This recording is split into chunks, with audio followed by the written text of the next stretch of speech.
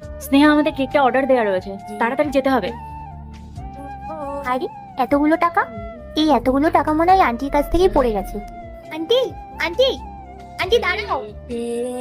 হ্যাঁ বলো। আন্টি, এই টাকাগুলো তোমার কাছ থেকে পড়ে গেছিল, এই টাকাগুলো মনে হয় তোমারই। কি, আমার ব্যাগ থেকে পড়ে গেছে?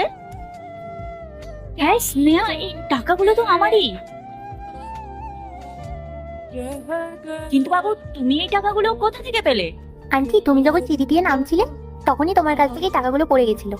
থ্যাংক ইউ বাবু, এতগুলো টাকা আমাকে ফেরত দেওয়ার জন্য। বৌদি সত্যিও কত ভালো বাচ্চা, ও যদি চাইতো ও টাকাগুলো নিজের কাছেই রেখে দিতে পারতো, কিন্তু সেগুলো আমাদের ফেরত দিয়ে দিল। থ্যাংক ইউ বাবু। কোনো ব্যাপার না দিদি।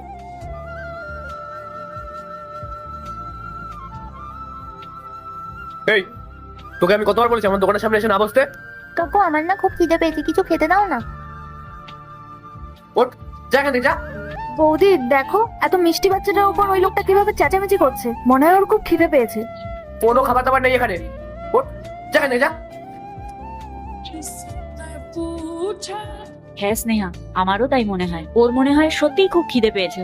এক কাজ করি, ভেতরের দোকান থেকে ওর জন্য কিছু একটা খাবার কিনে দিই। হ্যাঁ বৌদি চলো।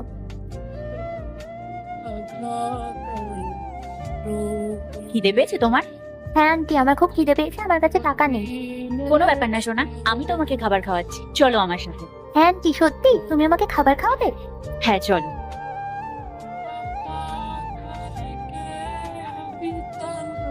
তার আগে দেখবো কারা শয়তানকে হারিয়ে আল্লাহকে ভালোবাসে। যারা আল্লাহকে ভালোবাসে ভিডিওতে লাইক করে চ্যানেলটাকে সাবস্ক্রাইব করে দাও। যারা শয়তানকে ভালোবাসো তাদেরকে ভিডিওতে লাইক সাবস্ক্রাইব কিছুই করতে হবে না, কমেন্ট করো আল্লাহু আকবার।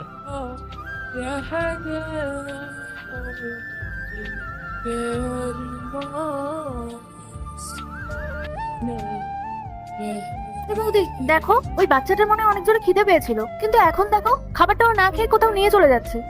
হ্যাঁ স্নেহা, তুই ঠিকই বলেছিস। এক কাজ কর, তুই বাড়ি যা, আমি দেখে আসছি ও কোথায় যাচ্ছে। আচ্ছা বৌদি ঠিক আছে।